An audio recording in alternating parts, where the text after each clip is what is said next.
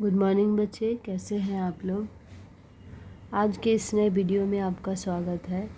जैसे कि हम लोग कल के वीडियो में चैप्टर 8 कंप्लीट कर चुके हैं, तो आज हम लोग चैप्टर 9 साधु की सीख, जो डॉक्टर जयपाल तरंग जी के द्वारा रचित कहानी है, इसके बारे में अध्ययन करेंगे। इस कहानी में लेखक ने दो बालकों के माध्यम से वाणी के प्रभाव को स्पष्ट करते हुए जीवन में इसकी महत्ता पर प्रकाश डाले हैं। इस कहानी को पढ़ने से पहले डॉक्टर जयपाल तरंग जी के बारे में जानें।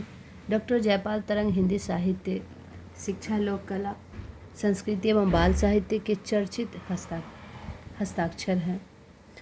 ये बाल साहित्य के समीक्षक होने के साथ साथ ये बाल साहित्य के समीक्षक होने के साथ साथ बच्चों के लिए लगातार अच्छा रचनात्मक लेखन करने वाले रचनाकार हैं। वे शिक्षा जगत से जुड़े रहे, इसलिए उनकी बाल मनोविज्ञान पर गहरी पकड़ है। इसे हम अपनी बाल कहानियों में भी देख सकते हैं। पशु पक्षियों के माध्यम से डॉक्टर जयपाल तरंग मानव जीवन का उद्देश्य स्पष्ट कर देते हैं। ठीक है, तो इस कहानी में कहा गया कि एक मोहल्ले में दो बालक रहते थे। एक का नाम था मधुबैनी, दूसरा का नाम था कटुबैनी।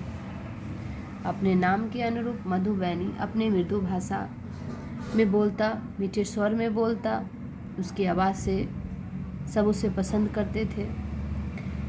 लेकिन कटुबैनी के स्वभाव से, उसके स्वभाव के कारण उसे कोई पसंद नहीं करता था। क्या कहा कि मीठे बोल बहुत प्यारे लगते थे। वह अपने मित्र कटुबैनी को भैया कहता था। वह सबके साथ आदर से बातें करता था, परंतु नाम के अनुरूप कटुबैनी बहुत कड़वी भाषा में बोलता था। वह अपने मित्रों को खेल खेल में गाली दे देता था। अब सब बोलता, कटुबैनी के साथ मोहल्ले का कोई बच्चा नहीं खेलता था। मधुबैनी शांत स्वभाव का बालक था, उसे कभी क्रोध नहीं आता था। वह कटुबैनी के साथ खेल लेता था। एक दिन दोनों खेलते खेलते दूर निकल गए। एक दिन कटुबैनी और मधुबैनी खेलते खेलते बहुत दूर चले गए। कुछ दूर पर एक पेड़ के नीचे एक साधु बैठा था। दोनों बालक ने देखा कि एक पेड़ के नीचे एक साधु बैठा है। साधु महात्मा ने दोनों बालक को देखता है तो उसे अपने पास बुलाता है। तो मधुबैनी ने साधु महात्मा से मधुर स्वर में बात करता है, उनके चरण स्पर्श करता है, लेकिन कटुबैनी कड़वी भाषा में बोलता है। तो कहा गया कि मधुबैनी साधु महात्मा के चरण स्पर्श की और मधुर भाषा में कहा कि क्या आज्ञा है महात्मा जी। साधु ने उसे आशीर्वाद दिया और बैठने के लिए कहा। वह बैठ गया। कटुबैनी ने साधु से पूछा, क्यों बुलाया हमें, क्या काम है। कटुबैनी गुस्सा में बोलता है कि क्यों बुलाया हमें, क्या काम है, हमारा खेल खराब कर दिया। साधु ने उसकी ओर प्रभावपूर्ण दृष्टि से देखा।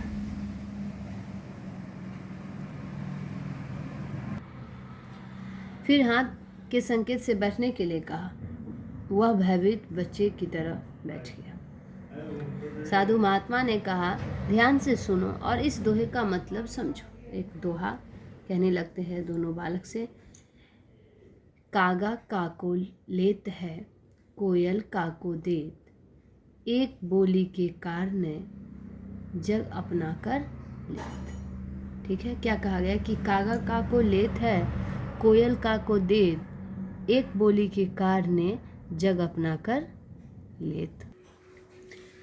अर्थात इस दोहा में कहा गया है कि कागा अर्थात कौवा किसी से कुछ नहीं लेता,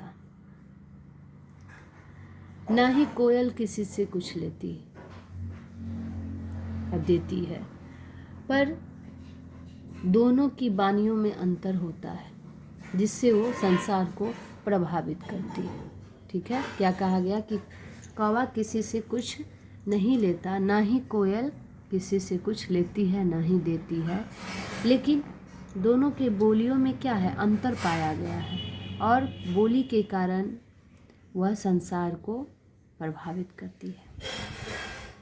कौवा जहाँ अपने कर्कश आवाज़ से लोगों की उपेक्षा का पात्र बनता है, ठीक है, एक बोली के कारण कौवा अपने कर्कश आवाज़ से लोगों की उपेक्षा का पात्र बनता है, वही कोयल अपने मीठे स्वर से सबके मन को मोह लेती है और जग को अपना लेती है, अर्थात जग को अपना कर लेती, ठीक है। और ये पंक्ति कबीरदास जी का लिखा हुआ है। तो नेक्स्ट लाइन है, साधु ने गंभीर आवाज़ में कहा, समझ गया इस दोहे का मतलब? दोनों के मुंह से एक साथ निकला, जी हाँ। तुम बताओ, तुम में कौवा कौन है और कोयल कौन है? उन्होंने कटुवैनी की तरफ संकेत किया। वह डरता डरता बोला, साधु जी, मैं कौवा हूँ, कटुवैनी बोलता है, मेरा मित्र मधुबैनी कोयल है। फिर महात्मा जी पूछते हैं, तुमने कैसे समझा कि तुम कौए हो? महात्मा जी कटुवैनी से पूछते हैं कि तुम कैसे समझ गया कि तुम कौए हो? कटुवैनी बोला, महाराज जी, आपकी आँखों के उपदेश ने मेरी आँखें खोल दी है, ठीक है। फिर वह बालक कटुवैनी बोलता है कि आपकी आँखों के उपदेश ने मेरी आँखें खोल दी है और मैं समझ गया हूँ कि मैं कौवा हूँ और मेरा मित्र मधुबैनी कोयल है।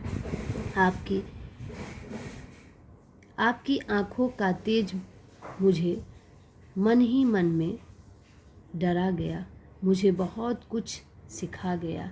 यह सब कैसे हुआ मैं बता नहीं सकता, ठीक है।